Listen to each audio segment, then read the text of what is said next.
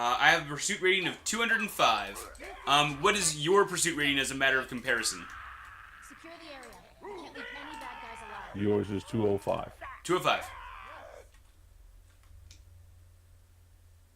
2010. Jesus.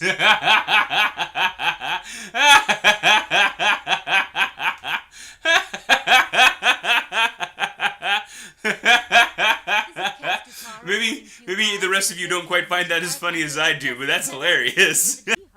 So, Nico, the conversation that we got started right now came from our conversation as I was starting up stream about Defiance 2050, and you have an amount of trepidation concerning it. I'm giddy as a child, and you're thinking that maybe there are things we need to go ahead and take a look at. What are your thoughts? Well, that opens the gamut to everything. So let me start off by saying that I in no way am speaking for the community, and simply my own opinion as a veteran player that was in the original beta. Mm-hmm. And then in that context, for your next response, how long have you been playing Defiance? I've been playing since beta. I did take about a 12-month break from the game, played another game for a little while, and then came back, and I've been playing it pretty much every day since then. Okay. Nico, the Nico character that I have has, I think when we looked a week ago, it was 318 days of playable time. I do currently have 6K tunes on that account, as well as another 6K account that I did as well. Beautiful. Absolutely beautiful. I'm willing to say that you have an extensive knowledge of the base game. That's what I'm going with in this situation. That I don't want to say.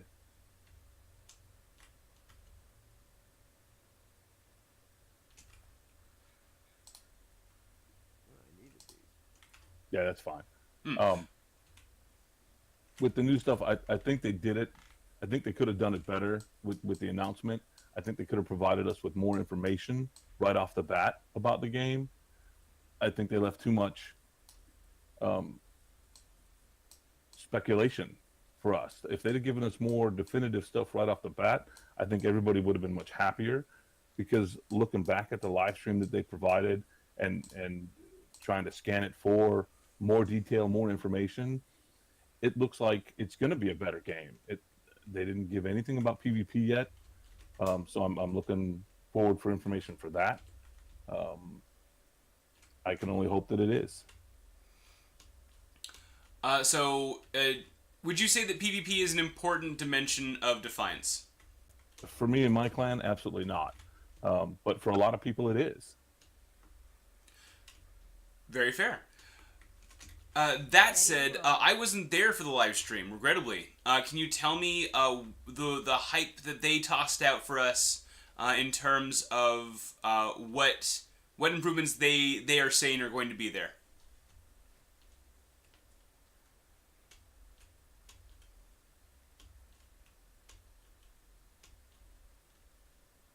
Sure. What I took from the live stream after watching it multiple times is that the progression, the mission and storyline in the current Defiance, you can actually go main mission to main mission to main mission, and by ego 1100-ish, you can kill the end game boss.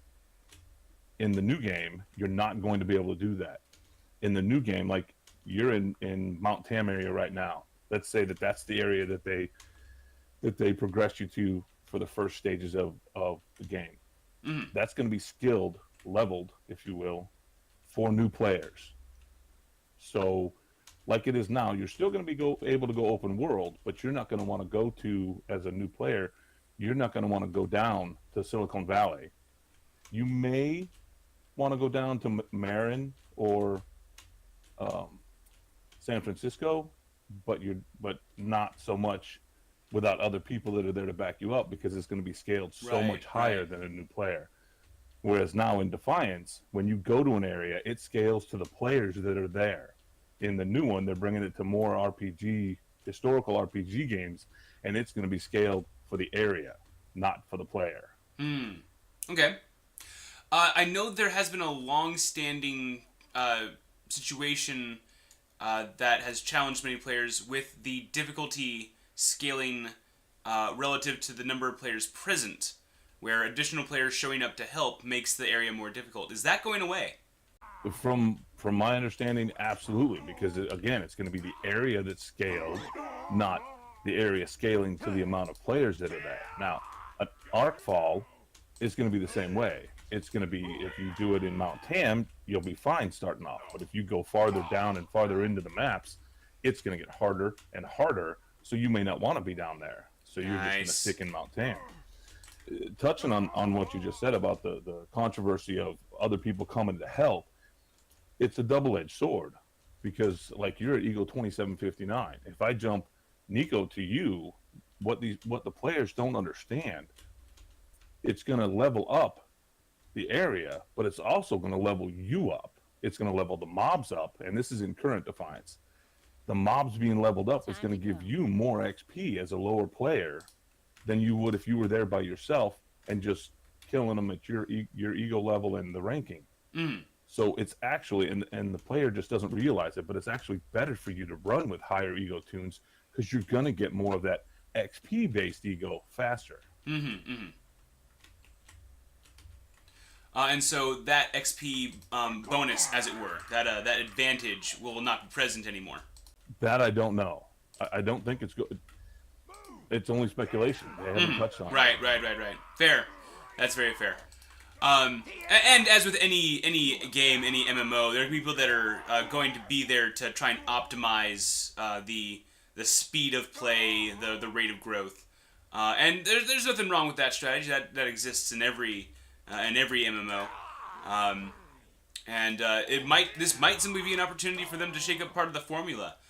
And with such a well-established game as Defiance Classic, it might not be that easy with the player base that they have.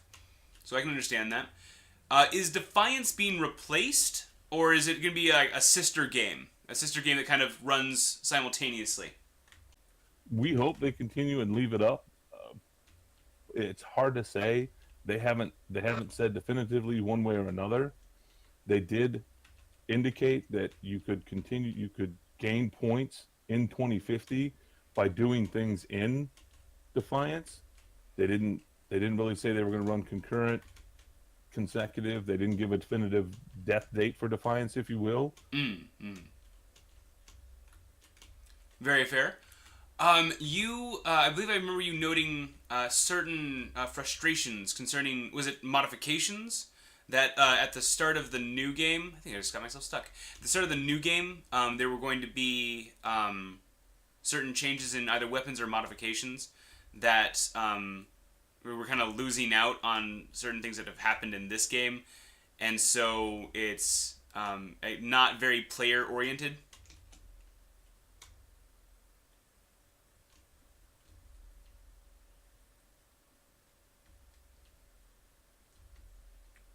I'm not sure that it being player oriented would be a correct speculation of sort. What I'm looking at, or what I'm speculating on, is simply that Defiance 2050 isn't going to have the weapon issues that we have now. And what I mean by that is, for one thing, there's 5 mods on the new weapons. Okay. What I'm hoping is that the weapon is synergized, but the mods aren't going to be, meaning that any mod you put on the weapon, when you put the mod on the weapon, it's automatically going to activate the first section of the synergy. That's the only thing I can see of how they're going to solve the inventory issue that we have, because currently I have, let's say, 7 tombs out there, and they have hundreds of inventory slots, and they're all full. Because I don't want to get rid of a mod, because what if you give me a weapon that's missing one mod that's from a 3-year-old synergy?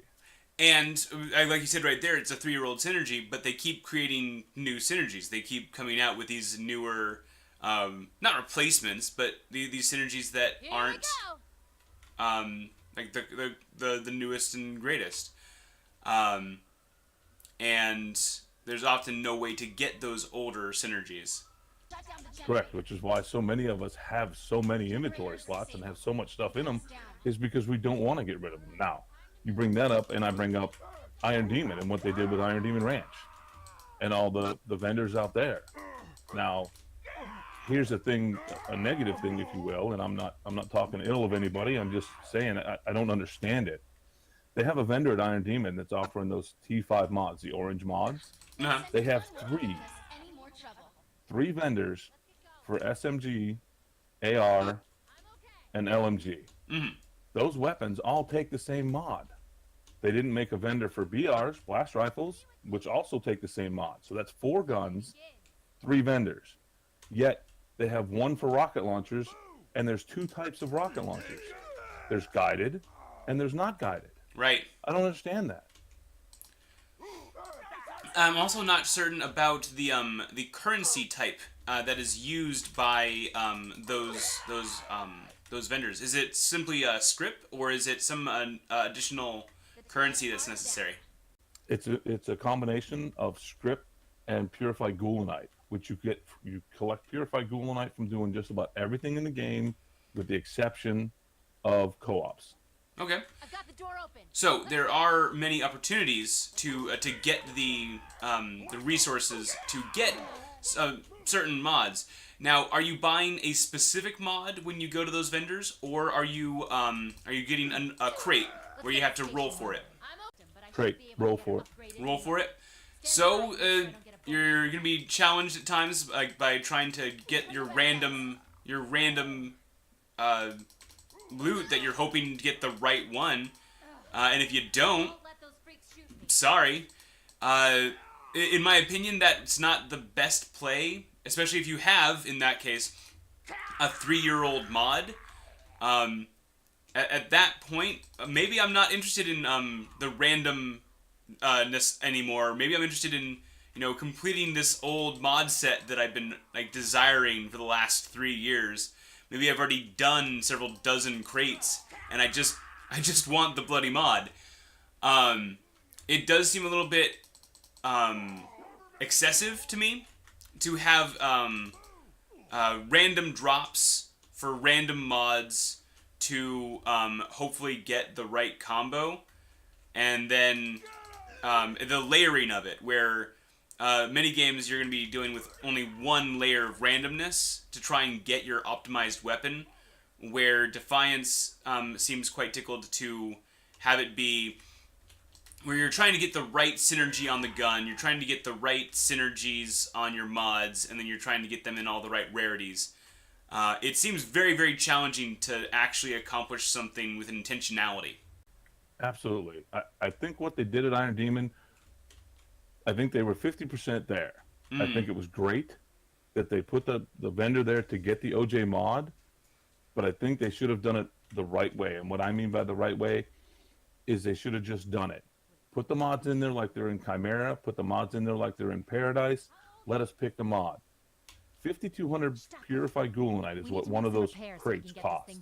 Yeah. Do the math. Utilities are 250 purified goulanite. That's a long time to get one shot at a random crate to get one of 9 mods per gun, because you've got the melee buttstock. Why is the melee buttstock even in there? Really? Nobody melees in this game. And if they do, they're using a sword. Exactly. Give us the recoil buttstocks. Seriously. Right. Fall-off barrels? Okay, maybe.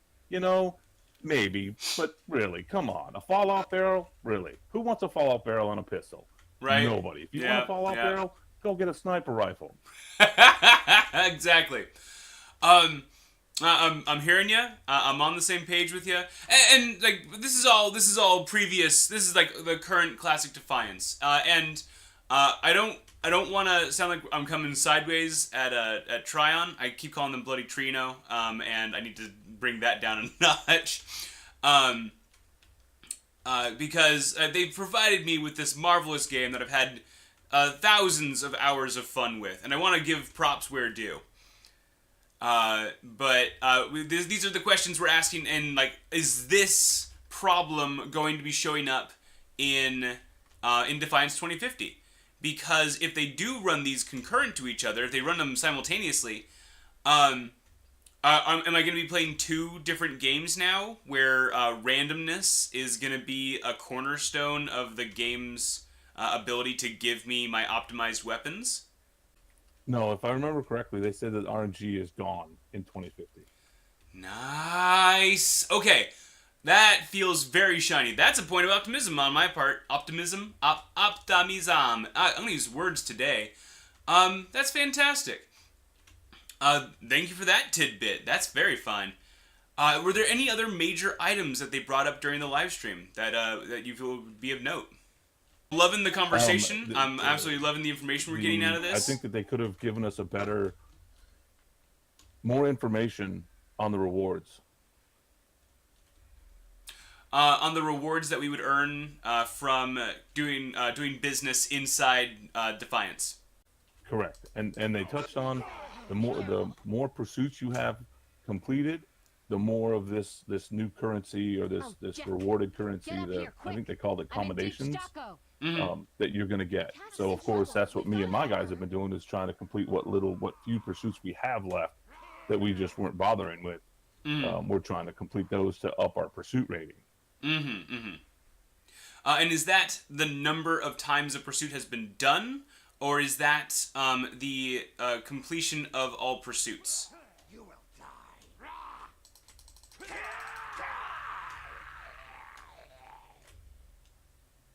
You're a lifesaver. Completion of all pursuits.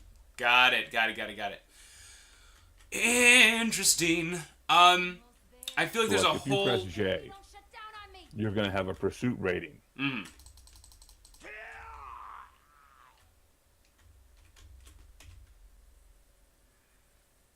I have a pursuit rating of 205.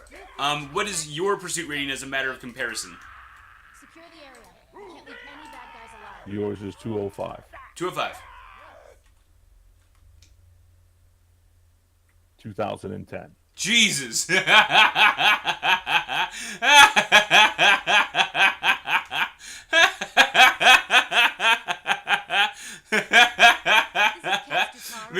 Maybe the rest of you don't quite find that as funny as I do, but that's hilarious. Oh, okay. Hey, and that's a really good point of comparison. Face, Grant. We have men on the perimeter moving in to hold the position. What the Jack? Nico, are there any other thoughts that you have on 2050 that you want to share with us? Any final remarks? As a veteran player and as a player that's played as long as I have and seen what I've seen in this game, I hope they fixed the things that we as a community have told them needs fixing, and that the gameplay is just as phenomenally fantastic as it has been in Defiance itself. I love the game. I want 2050 to be just as much. I think I'm more upset about the way they released it and the lack of information, not at them, but at the way they did it, because so many players got mad and have left the game and said they're not coming back. Now, I can't say whether they're going to or not, but a lot of people in the community did, and they said they're not going to play 2050. Again, that could just be them being pissed off. When it comes out, who knows? They may get an invite to beta, show up, come in, love it. I'm optimistic. I'm a little tiffed about it, and the way they did it, I'll get over it. I'm there for 2050. I hope to get in beta, but it is what it is. So we'll see what it is. We'll see what happens, and I wish everybody happy arc hunting. And thanks for your time. Oh, absolutely. You take care, Nico. Nico, another couple questions that came up. I'm going to tack this on to the end. Maybe it'll end up at the beginning or the middle. Who knows? It's going to be in there. We brought up the conversation about the ego grid and the class system that's going to be showing up in the next Defiance. We're going to have a class cap of 50 instead of 6,000, and then we're going to have a new ego system. Tell me more about it, please. All right. I don't remember the names of the classes, and I want to say that there were 5 different classes. It appears from what we've seen, because, again, limited information, the perks are going to be specific to those classes. So unlike now, where you can have multiple loadouts. So if you click on the suitcase on the top left of your current screen, that'll show you the multiple loadouts that you can have. You can purchase more, or you have 2 or 3 to start with, I'm not sure. But you can put any of these perks you want into those loadouts. Like you have 1 through 5. So we have a core ability, and then you want in there. Yeah. In the new class system, it doesn't appear that you're going to be able to do so. However, also in the new class, Exactly. You're going to have a core ability. Now, the upside that I saw to the pictures that I saw is instead of only 3 ego points, you're going to be able to put 5 ego points into it, making each of those perks more powerful. Okay. So I think that'll benefit us as well. So again, more traditional RPG, you want a medic, then you go to your medic class, have those perks, do what you got to do. You want to be an assassin or whatever those other classes are, you go to those. I don't know if those are going to replace loadouts, but that's kind of what it sounds like. For example, if you guys aren't familiar with Defiance, there are multiple core abilities.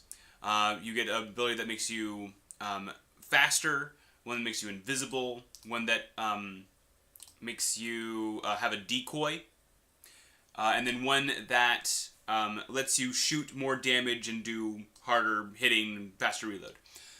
And then from there you can branch out through a pathway. You have to have one touch the next to get to the next ability you want. For the core abilities, you can upgrade it 5 times. For the lesser abilities, the perks, you can do it 3 times.